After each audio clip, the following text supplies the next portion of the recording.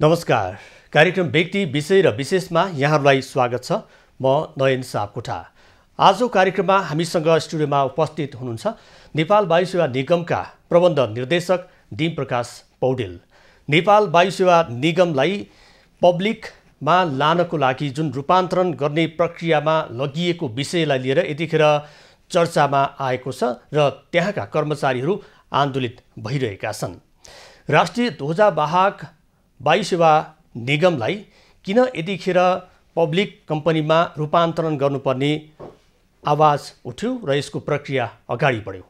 यो विषयमा कर्मचारीहरू आन्दोलित भएका छन् भने निगमका महाप्रबन्ध निर्देशक डिम प्रकाश पौडेलले यस विषयमा पनि आफ्नो खण्डीकरण प्रस्तुत गरिसकेका छन्।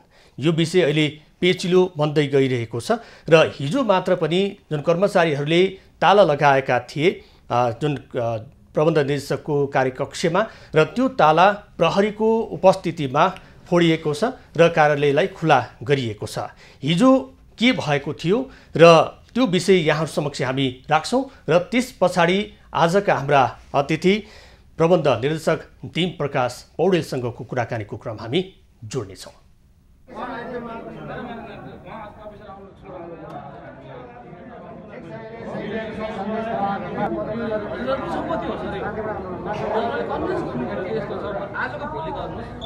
आजको भोलि गर्नुहोस्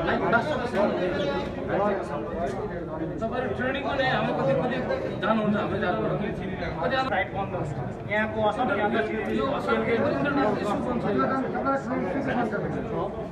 यो एकदम संवेदनशील हो। यो संवेदनशील भएकोले हामीले यहाँ मात्रै गरेको एउटा कोठा मात्रै गरेको हामी अन्तर्राष्ट्रिय फ्लाइटहरू सबै राष्ट्रिय अन्तर्राष्ट्रिय हाम्रो सबै फ्लाइटहरू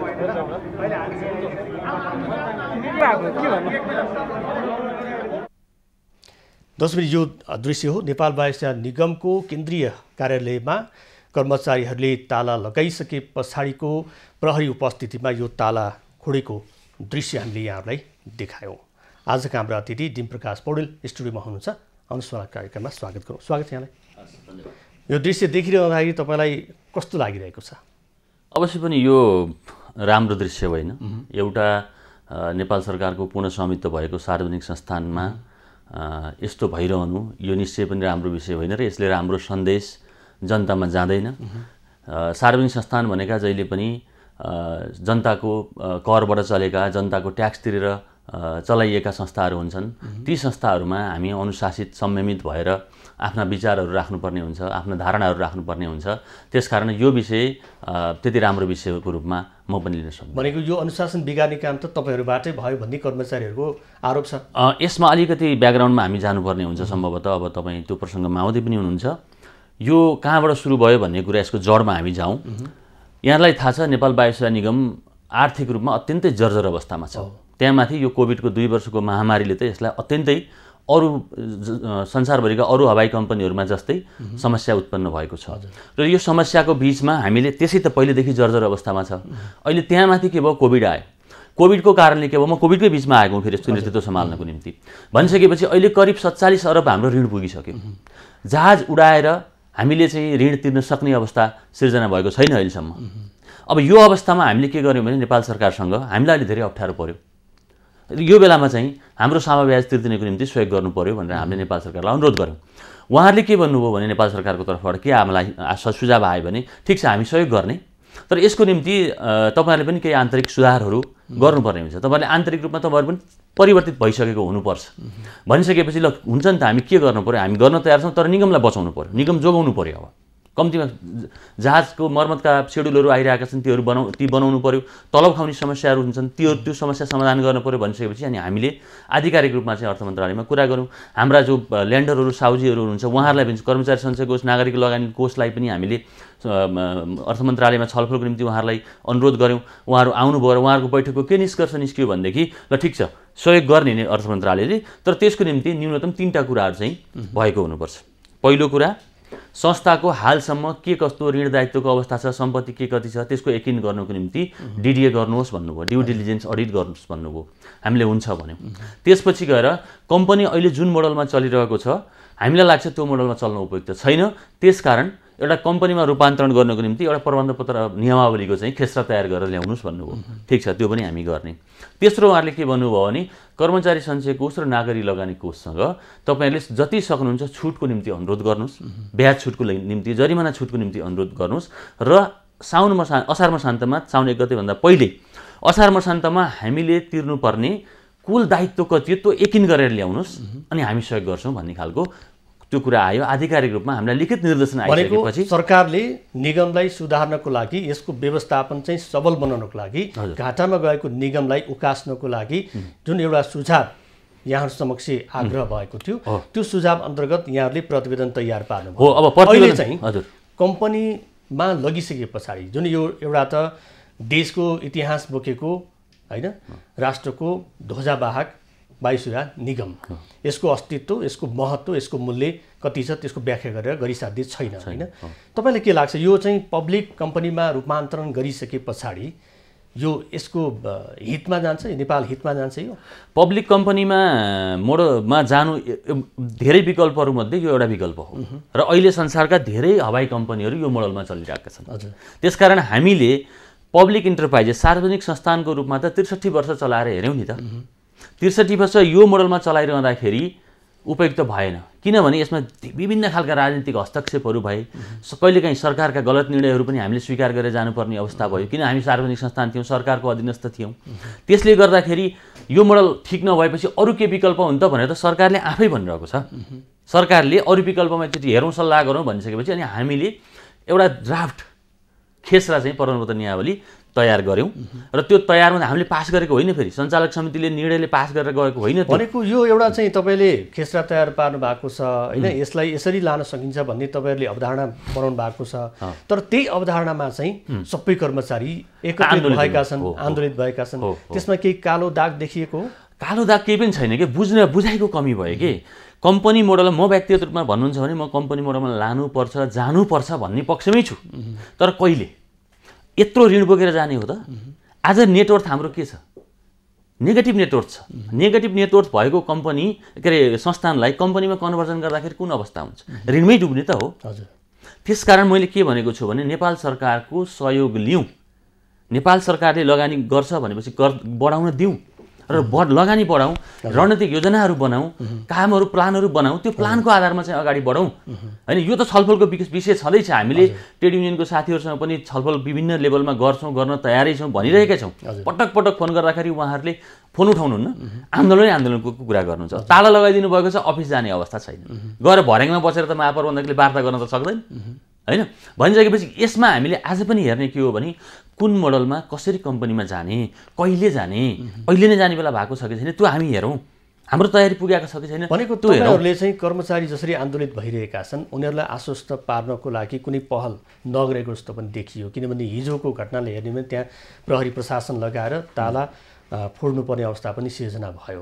हामी ज्यान दिन तयार छौँ, यो निगमलाई चाहिँ हामी कम्पनी मोडलमा लान दिन्नौँ, यसले देशलाई अहित गर्छ।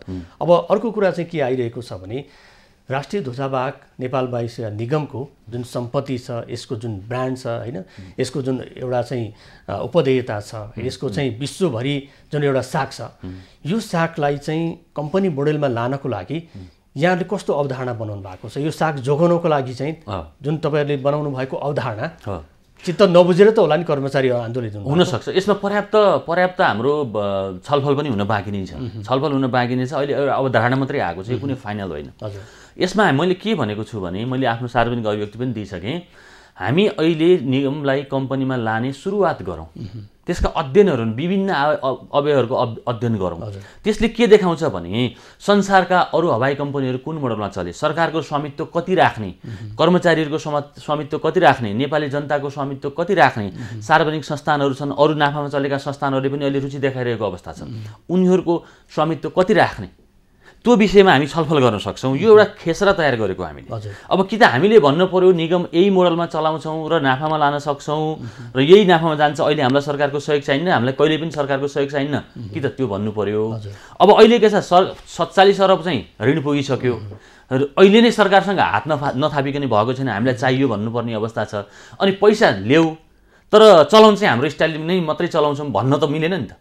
सरकारले पैसा दिइसकेपछि त सर्टेन यी शर्तको आधारमा चलाउनुस् भनेर त भन्छ होला नि। 47 अर्ब अहिले ऋण छ निगमको र अब तपाईँहरूले चाहिँ 50 अर्बको सम्पत्ति मूल्याङ्कन गरेर हजुर नेपाल वायुसेना निगमलाई हजुर पब्लिक कम्पनीमा रूपान्तरण गर्न खोज्दै हुनुहुन्छ। होइन यो पनि बुझिएन कि यहाँ कतिपय साथीहरूले अब मिडियाहरूले चाहिँ भनेको यो जान्न खोजेको विषय चाहिँ के म भन्छु, म तपाईँलाई त्यही कुरा क्लियर गर्न खोजेको। यो हामीले 50 अरबको अधिकृत पुँजी हो।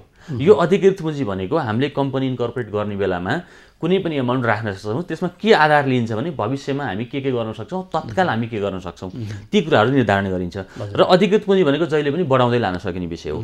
त्यसमाथि अनि जारी पुँजी हुन्छ, इस्युड क्यापिटल हुन्छ। अनि इस्युड क्यापिटल आइसकेपछि त्यसको आधारमा अनि पेड अफ क्यापिटल बनाइन्छ। भने यसको डिफ्रेन्ट चाहिँ तपाईँको चाहिँ स्टेपहरू छ। हामीले त के भन्छ, मैले नै 2076 सालमा म एउटा कार्यदलमा बसेको थिएँ, सुधार कार्यदलमा सदस्यको रूपमा। त्यहाँ मैले के भनेको छु भने यसको पुँजी त 200 अरब पुर्याउनु पर्छ, 2 खरब पुर्याउनु पर्छ। हामीले लेखेर यो अधिकृत पुँजी हो, यसमा हामीले कतिपय ठाउँमा चाहिँ खाली राखेका छौँ कि त्यो केही त्यसमा चाहिँ छलफल भएकै छैन। हुन यो धेरै कोर्स जान बाँकी छ। अहिले हामीले के भनेको भने असार मसान त आइसक्यो। ब्याङ्क वित्तीय संस्थाहरूले त अरू कम्पनी सरकारको ग्यारेन्टी हुँदैन थियो भने त अहिले हाम्रो जहाजमा उड्न नदिने रोक लगाउने अवस्था आइसक्यो होइन। यो अवस्थाबाट पहिला पार लगाउन सरकारले हामीलाई यति एउटा ड्राफ्ट देऊ भनेको छ, एउटा डिडिए गर्नुको निम्ति अगाडि बढ भनेको छ, अर्को चाहिँ हामीलाई तिर्नुपर्ने दायित्व यकिन गर्नु भनेको छ। भनेपछि त्यति गर्दाखेरि हाम्रो दायित्वमा सरकारले सहभागिता जनाउँछ भनेपछि त्यो गर्नलाई हामीलाई किन चाहिँ हिचकिचाहट गर्नु पर्यो अनि यसको त पर्याप्त छलफल गरौँ न त। कहिले जाने कम्पनीमा, तयारी के गर्ने, पुँजी कति लगाउने, योजना के बनाउने, यी कुराहरू त छ नि त समय। तर पनि तपाईँको जुन एउटा चाहिँ अवधारणामा जुन कुराहरू बाहिर आइरहेको छ, एउटा पछाडिको चाहिँ वस्तुलाई अथवा पछाडिको विषयलाई चाहिँ उत्साहित गर्नको लागि, त्यसप्रतिको आकर्षणको लागि यहाँहरूले जुन काम गरिरहनु भएको कर्मचारीहरूले आरोप लगाइरहेका छन्। कुनै एउटा अमूर्त कम्पनीको लागि चाहिँ यहाँले स्वार्थ सिद्ध गर्नको लागि चाहिँ त्यो काम गरिरहनु भएको भन्ने कुरा आइरहेको छ। अब यो विषयलाई चाहिँ कसरी खण्डन गर्नु? अब यसमा म त्यस्तो अन्तर्यामी छैन कि कसले के सोच्यो भन्ने कुरा। मैले के देख्छु भने के गर्न खोजिराखिएको छ। कम्पनीमा लाने निर्णय अघि पनि मैले यहाँलाई भने कम्पनीमा लाने निर्णय त हामीले निगमले पनि गरेका छैनौँ। र एउटा कुरो के हो भने नेपाल सरकारले चाह्यो भने निगमसँग सोधिरहनु पर्दैन, निगमको सञ्चालक समितिले यसो गरौँ त्यसो गरौँ भनिरहनु पर्दैन। दायित्व त सरकारले बोकेको छ नि त। त्यो दायित्व तिर्नको निम्ति ग्यारेन्टी बसेको कम्पनीले त जे पनि गर्न सक्छ नि त होइन। त्यसले त्यो दायित्व तिर्नको निम्ति उसले एउटा शर्त मात्रै राखेको, त्यसको आधारमा तयार गर्यो। यहाँ कुनै पनि हालतमा निजीकरण गर्ने होइन, यसमा चाहिँ सरकार चाहिँ पन्छिने अथवा कुनै निश्चित कम्पनीलाई दिने, कुनै निश्चित समूहलाई दिने भन्ने कुरा कुनै हालतमा यो भएको छैन, कहीँ कतैबाट भएको छैन र हुँदैन। र म रन्जेलसँग त्यो हुन दिन्न। भनेको डिम प्रकाश पौडेल आइसके पछाडि कर्मचारीहरू चाहिँ किन आन्दोलन हुनु पर्यो त? उसले तपाईँको केही त्यसमा दाग देखेरै अथवा तपाईँको गतिविधिमा उहाँहरूप्रतिको जुन प्रश्न उठेरै यो प्रवृत्ति देखा पर्यो? यो म तपाईँलाई एउटा कुरा भनौँ, मलाई पनि एउटा कहिलेकाहीँ सन्तुष्टि लाग्छ। सम्भवतः निगममा प्रवेश गर्दाखेरि र निगममा प्रवेश गरिसकेपछि सबैभन्दा निर्विवादित मान्छे म हो र सबैभन्दा निगमको निम्ति अहोरात्र खटिरहेको मान्छे म हो। कहाँबाट कसरी यसलाई चाहिँ सुधार गर्न सकिन्छ, कहाँबाट 2 पैसा बचाउन सकिन्छ। 62 वर्षमा नभएको तेलको मूल्य हामीले अन्तर्राष्ट्रिय बजारमा रूप गरायौँ नि त। त्यसको निम्ति मैले कति पहल गरेँ, कति ठाउँमा धाएँ होला, त्यो त मलाई थाहा छ नि। राम्रो कुरा लुक्छ, नराम्रो कुरा आउँछ, त्यो कुरा आउँदैन होइन। अब त्यो आएन। अब अहिले यहाँ केवल कम्पनी मोडलमा जाउँ भनेको कुरा त्यो पनि जाने छलफलको डिस्कोर्स सुरु मात्रै गरेको हो होइन। यो छलफल अगाडि बढिरहँदाखेरि यति तात्नुपर्ने अवस्था चाहिँ किन सिर्जना भयो? अब यसमा तालचा लाउनुपर्ने अवस्था किन सिर्जना? यो शङ्का उपशङ्का यो के हो भने निगम यो अवस्थामा आउनको निम्ति निगममा त त्यत्रो लामो समयसम्म चाहिँ काम गरेका कर्मचारीहरू, आफ्नो चाहिँ ज्यानै त्यहाँ अर्पण गरेका कर्मचारीहरू हुनुहुन्छ। यहाँ 1 वर्ष भयो आउनु भएको होइन। उहाँहरूको एउटा चाहिँ जुन निगमलाई बचाउने अथवा निगम एउटा देशको एउटा पहिचान बोकेको संस्था हो, यो संस्था चाहिँ बन्न दिनु हुँदैन भन्ने उहाँहरूको अठोट रहेको छ। त्यो अठोटमा तपाईँहरूको काम गराइमा चाहिँ उहाँहरूलाई चित्त बुझेको छैन। अब त्यो हुनसक्छ। त्यसमा के हुनसक्छ भने मैले काम गराएँ, मेरो काम गराएमा उहाँलाई चित्त नबुझेको चाहिँ होइन, अहिलेसम्म मैले त्यो पाएको छैन। अहिलेसम्म कसैले त्यो मलाई भन्नुभएको छैन। जे गरेको छ राम्रो गरेको छ भने चाहिँ एउटा चाहिँ के भएको हुनसक्छ भने हाम्रो बिचमा जुन संवाद हुनुपर्ने हो त्यो संवाद हुन नसकेको। मैले तपाईँलाई अघि भने नि, मैले 5औँ 10औँ पटक साथीहरूलाई फोन गरेँ, छलफल गरिरहेको छु, आउनुहोस् न बसौँ, तपाईँहरूको चाहना के हो, तपाईँहरूको विचार के हो राखौँ होइन। अब फोनमा सम्पर्कमा आउनुहुन्न, आन्दोलन उठाउनै चाहनुहुन्छ, उहाँहरूले विरोधै गर्न चाहनुहुन्छ भने त केही भन्नु छैन। यथास्थितिमा त निगम त रहँदैन। म रहे पनि नरहे पनि, यो सरकार रहे पनि नरहे पनि यथास्थितिमा अहिलेकै अवस्थामा निगम रहँदैन भनेपछि यसबाट पार पाउनको निम्ति त कसैले न कसैले अहिले मलाई जुन पीडा भइरहेको छ, जुन विरोध मेरोलाई भइरहेको छ, यो पीडा कोही न कोही आएर त लिनै पर्छ। भनेको अहिले चाहिँ तपाईँको पद चाहिँ खाऊ भने दिनभरिको शिकार, नखाऊ भने कुनै के अनुवाद भने जस्तै छ होइन? त्यस्तो त नभनौँ। मैले अब 300% तलब सुविधा बढाएको भन्ने आरोप यहाँलाई लागेको छ, यो चाहिँ सही हो? मेरो निम्ति व्यक्तिगत रूपमा भन्नुहुन्छ भने मेरो करिब 300% मैले जहाँ यसपूर्व जहाँ काम गरिरहेको थिएँ विभिन्न संस्थाहरूमा, त्यसको निम्ति मेरो 300% घटेको छ। अन्तको तुलना गर्ने हो भने मैले के गरेको छु भने नियमको अवस्था हेरिकन हामी प्रोफेसनल मान्छेहरू, हामी म्यानेजर हौँ र हामी त बार्गेनिङ गरेर बजारमा अहिले पनि तपाईँको चाहिँ स्यालेरीको निम्ति लिन सक्छौँ, विभिन्न बेनिफिटहरू लिन सक्छौँ। केही पनि नलिकन जति तपाईँहरूले दिनुहुन्छ दिनुहोस् भनेको मैले। कहीँ मैले यति रकम चाहिन्छ भनेर कहीँ उल्लेख गरेको पनि छैन, मागेको पनि छैन। तर कर्मचारीको विज्ञप्तिमा हेर्ने हो भने आफ्नो तलब 300% बढाउने, अरू बाहिर स्टेसनमा काम गर्ने कर्मचारीहरूको सेवा सुविधा कटौती गर्ने डिम प्रकाश पौडेल हुनुहुन्छ। यस्तो व्यक्तिले कम्पनी सुधार कसरी गर्छ भन्ने उहाँहरूले प्रश्न उठाइरहनु। ठिक हो, यो कुरा उहाँहरूको भनाइ ठिक हो। मैले मेरो 300% कम गरेर खाएको छु। यहाँ मेरो व्यक्तिगत रूपमा कुरा गर्नुहुन्छ भने यसपूर्व कसले चलाए, कसरी चलाए, कसैले कार्यवाहक बनेर चलाएका होलान्, कोही काजमा आएर चलाएका होलान्, उनले कति लिए म जान्दिनँ। तर म जस्तो प्रोफेसनल बाहिरबाट आएर अहिलेसम्म कोही पनि आउनु भएको थिएन होला। त्यसकारण बढी बार्गेनिङ गरेर आएको हुनसक्छन्, आएनन् मलाई थाहा भएन। मैले कसैसँग बार्गेनिङ गरेको छैन। जति नेपाल सरकारले दियो मैले त्यही स्वीकार गरेको हो। त्यसमा मैले कहीँ मागेको पनि छैन, निवेदन दिएको पनि छैन, होइन? र मैले पहिला यति खान्थेँ भनेको पनि छैन। तर मेरो व्यक्तिगत जीवनमा भन्नुहुन्छ भने 300% कममा म जागिर खाइरहेको छु।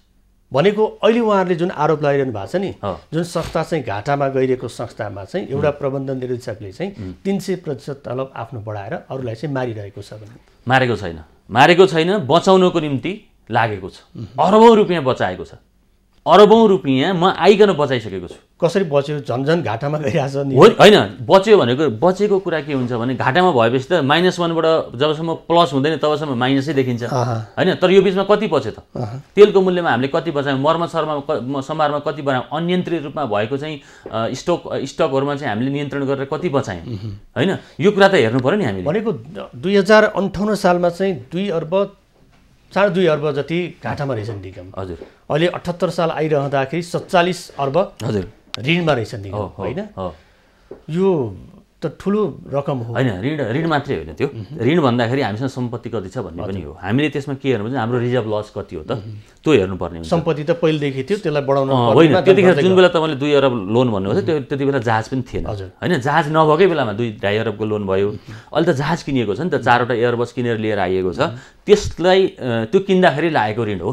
तर त्यसपछि हामीले हेर्नुपर्ने कुरा के हो भने जुन ऋण थपिँदै गयो नि, हो त्यो थपिँदै गएको ऋण यी जहाजमा उडाएर, यो कोभिड पूर्व भनौँ न, जुन बेला फुल चलिरहेको थियो त्यो बेलामा यी जहाज उडाएर ऋण तिर्नुपर्ने, ऋण घटाउनु पर्ने किन घटेन छ भन्ने कुरा चिन्ताको विषय हो। अहिले पेन्डेमिकको बिचमा पनि हामीले गर्न सकेका छौँ, हामीले भ्याइसम्म लागेपछिसम्म गरेका छौँ, होइन? अहिले पनि हामीले के भने ऋण अब अहिले घाटा कम गर्ने हाम्रो प्रयास रहन्छ। किन यो साल, गत साल अथवा आगामी साल पनि हामीले तत्काल यसलाई नाफामा लैहाल्न सकिन्छ सकिँदैन त्यो हेर्न बाँकी छ, होइन? तर न्यूनीकरण कति गरियो त, घाटा न्यूनीकरण कति गर्न सकियो त, यो प्रमुख विषय हो। भनेको यो अब घाटा न्यूनीकरण गर्नको लागि, निगमलाई सुधार गर्नको लागि जुन कम्पनी मोडेलमा रूपान्तरण गर्न लागिरहँदाखेरि यत्रो विवाद अहिले देखा परेको छ र कम्पनी सधैँ यसै गरी चल्दैन, त्यो स्वाभाविक पनि देखिएको छ। घाटामै कतिन्जेल चलाउने भन्ने प्रश्न अहम प्रश्नको रूपमा आइरहेको छ। तर घाटालाई पूर्ति गर्नको लागि एउटा निगमको जुन एउटा साख छ त्यो साखलाई गिराउनु हुँदैन भन्ने लामो समयदेखि कार्यरत कर्मचारीहरू पनि आग्रह रहेको छ। अब चाहिँ पब्लिक कम्पनीमा रूपान्तरण गरिसके पछाडि नेपाल वायुसेवा निगमले जुन एउटा आफ्नो साख छ, जुन एउटा आफ्नो सेवा प्रवाह गर्ने क्षेत्र छ, त्यो क्षेत्र चाहिँ रोकिन्छ भन्ने कतिपयको बुझाइरहेको छ। बढ्छ हजुर। निगममा आइसके, निगमलाई यदि कम्पनीमा रूपान्तरण गरियो भने हाम्रो निर्णय क्षमता बढ्छ, सरकारको हस्तक्षेप कम हुन्छ, होइन? अनि हाम्रो व्यावसायिक डिसिजनहरू हामी चाँडो गर्न सक्छौँ। आज के छ, एउटा मूल्य दर हामी निर्धारण गर्छौँ सरकारी कम्पनीको हिसाबमा, अनि प्रतिस्पर्धी कम्पनीहरूले के गर्छन्, हामीले भन्दा $500 कम गरिदिन्छ एउटा फ्लाइटमा। म चार्टर फ्लाइटको कुरा गरेँ भने अनि निजी क्षेत्र कहाँ जान्छ, उता जान्छ नि त। हामीले त्यो डिसिजन मेकिङ प्रोसेस के छ, फेरि हामी अर्को बैठक बस्नु पर्यो, अनि एप्रुभलहरू चाहियो। यो सबै गर्दा गर्दै के हुने भने निर्णय प्रक्रिया नै यति हाम्रो चाहिँ ढिला हुन्छ नि। कसैलाई जहाज राम्रो मन पर्यो, कुनै सर्भिस एक्सटेन्सन गर्नु पर्यो भनेदेखि निजी क्षेत्रले के गर्छ तुरुन्तै गर्न सक्छ। हामी सर्भिस एक्सटेन्सन गर्ने कुरा हामी निर्णय मेरो कार्यालयबाट जानु पर्यो, त्यसपछि बोर्डमा जानु पर्यो, अनि त्यसपछि मन्त्रालय जानु पर्यो, अर्थ मन्त्रालय जानु पर्ला, कतिपय क्याबिनेटमा जानु पर्ला। यति लेन्दी प्रोसेसबाट कुनै अहिलेको प्रतिस्पर्धात्मक युगमा कुनै संस्था बाँच्न सक्छ, टिक्न सक्छ? तर यो संस्था भनेको त अरू निजी कम्पनी जस्तो होइन। यसलाई चाहिँ हामीले चाहिँ अर्ध सरकारी रूपमै चाहिँ यसलाई परिमार्जन गर्न सक्ने आधारहरू हुन्छ। अर्को प्रश्न चाहिँ के आएको छ भने जसरी निजी कम्पनीले जुन उडान सेवालाई चाहिँ प्रभावकारी रूपमा आफू खुसी रूपमा जतिखेर मन लाग्यो त्यतिखेर चाहिँ यो अन्तर्राष्ट्रिय उडानमा चाहिँ जुन सहजता उपलब्ध हुँदैन त्यही उपलब्धता फेरि नेपाल वायुसेवा निगमलाई पनि नहुने हो भने चाहिँ यसले चाहिँ कस्तो असर पर्छ भन्ने कुराहरू हो। यो तपाईँले एकदम राइट कुरा गर्नुभयो। हामी कम्पनीमा रूपान्तरण भयौँ भने हामी के कुराको सुनिश्चितता गर्ने त? हजुर, ग्राउन्ड ह्यान्डलिङको सर्भिसको सुनिश्चितता गर्ने, राष्ट्रिय ध्वजावाहक हामी रहने, नेपाल सरकारको स्वामित्व निर्णायक हुने, नेपाल सरकारको स्वामित्व निर्णायक हुनु पर्यो। 51% भन्दा पनि बढी, म त 60-70% हुनुपर्छ भन्छु, निर्णायक हुने। त्यसपछि गएर ग्राउन्ड ह्यान्डलिङ सर्भिस मैले अघि भन्छ त्यो चाहिँ हामीसँग रहनुपर्ने, ट्रेड युनियन लगायतका जति पनि हाम्रो साथीहरूको अहिले माग छ यी कुराहरूको चाहिँ सुनिश्चितता होस् हैन। जति पनि कर्मचारीका अधिकारका कुराहरू छन् यी कुराहरू सुनिश्चित रहन् र व्यापार प्रवर्धनमा र व्यावसायिक मोडलहरू छनौट गर्नमा चाहिँ हामीलाई स्वतन्त्रता होस्। हामी एउटा पीडित भएका छौँ नि, यहाँलाई थाहा छ होला। नेपाल सरकारले निर्णय गरेर चिनिया जहाज ल्याएर चलाउनु भनेर भन्नुभयो। चिनिया जहाज चलाएर कमर्सियल्ली चलाउन भाइबल भएन नेपालमा, नेपालको जियोग्राफीमा भनौँ अथवा नेपालको हाम्रो यो परिवेशमा। भनिसकेपछि के भयो? त्यो निर्णय हामीले गरेको थिएन, निगमले गरेको रहेनछ। त्यतिखेर निगममा ल तपाईँहरू चलाउनुहोस् भनेर ल्याएर दिनु, निर्णय उहाँहरूले गरिदिनु भयो। अरबौँ रुपियाँको सञ्चालन खर्च समेत उठाउन नसकेर आउनुभन्दा पहिले नै ती जहाजहरू चाहिँ ग्राउन्डेड गरिएको अवस्था छ। अहिले हामीले भाडामा लगाउने कि बेच्ने कि भनेर गरिरहेको छौँ। यो कसको कारणले भयो त? कम्पनी आफैले चाहेको त थिएन, यो सरकारले ल्याएर थोपरेको थियो। अर्को कुरा भनौँ, हामीले ओएनएम सर्वे गर्छौँ, कर्मचारीको आवश्यकताहरू निर्धारण गर्छौँ, यति कर्मचारी भए हामीलाई पुग्छ भन्छौँ।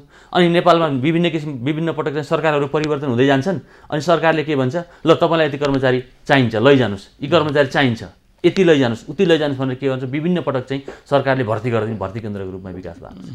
यो के हो भने यो बेफाइदा भनेको यो सार्वजनिक संस्थान भएको कारणले हो। भनेको अहिले सार्वजनिक संस्थान भएको कारणले गर्दाखेरि जुन घाटामा गएको कुराहरू यहाँले गरिरहनु भएको छ, यसलाई पब्लिकमा लैसकेपछि यसको बढोत्तरी हुन्छ भन्ने यहाँको एउटा आशा छ होइन। र अहिले मैले भनेको कुरा चाहिँ जस्तो निजी कम्पनीले जसरी सहज रूपमा अन्तर्राष्ट्रिय उडान गर्नको लागि उनलाई धेरै कुराहरूको आवश्यकता पर्छ, अरू राष्ट्रले चाहिँ अनुमति प्राप्त गर्नुपर्ने हुन्छ, अनुमति दिनुपर्ने हुन्छ। यही रूपमा कम्पनी मोडलमा गइसके पछाडि यही समस्या चाहिँ फेरि निजी कम्पनीमा जस्तै यसमा पनि देख्यो भने के गर्नुहुन्छ? त्यस्तो हुँदैन।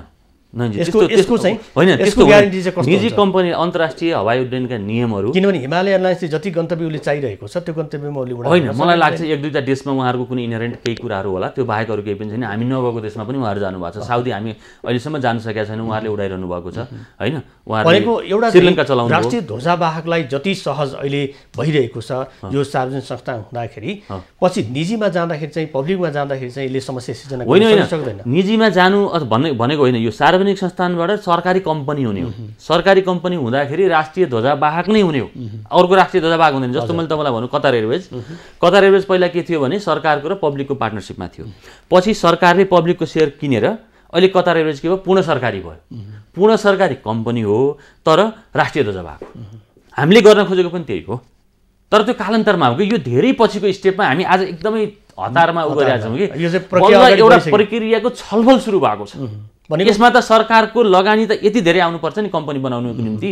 यो अवस्थामा हुँदैन। यत्रो ऋण लिएर कम्पनीमा गएर के अर्थ छैन। सरकारको पुँजी लगानी कसरी बढाउन सकिन्छ? अहिले भएको जहाजहरू बिना चाहिँ के अरे ऋण हामीलाई हस्तान्तरण गरेर सरकारले जुन गर्नुपर्ने लगानी हो त्यसलाई सञ्चय कोषको चाहिँ लगानी त्यो सकार्न पनि सक्छ कि सरकारले सञ्चय कोष नागरिक लगानी कोषमा चाहिँ भएको ऋणलाई चाहिँ किस्ता तिर्दै जाने। तर भएका जहाजहरू नयाँ कम्पनी बन्यो भने त्यो कम्पनीमा चाहिँ पुँजीको रूपमा हाल्ने, लोन फ्री बनाएर, त्यो एउटा पनि अप्सन छ हैन। भएका सम्पत्तिहरू हस्तान्तरण गरिदिने कुराहरू भयो। यो हुँदाखेरि के हुन्छ भने 50-60 अरब 57-58 अरबको सम्पत्ति आज छ नेपाल सरकारले नयाँ कम्पनी बन्यो भनेदेखि तुरुन्तै इक्विटीको रूपमा हस्तान्तरण गर्न सक्छ। भनेको निगमलाई चाहिँ उकास्ने भनेको यो पैसै अभाव भएर चाहिँ यो निगम चाहिँ अगाडि बढ्न नसके हो। पैसा पनि छ, 60 अर्ब लगानी गरिदियो भोलिदेखि निगम नाफामा जान्छ। भोलिदेखि लगानी निगम नाफामा जाने कुरा त यो अरू पेन्डेमिकले पनि असर गर्ने कुरा भयो।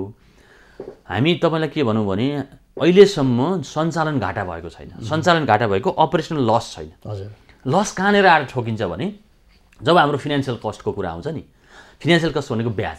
संसारको सबैभन्दा महँगो ब्याज दर कसले तिरेको छ? संसारकै 22 कम्पनीहरूमा भन्छ नेपाल वायु सेवा निगमले तिरेको छ।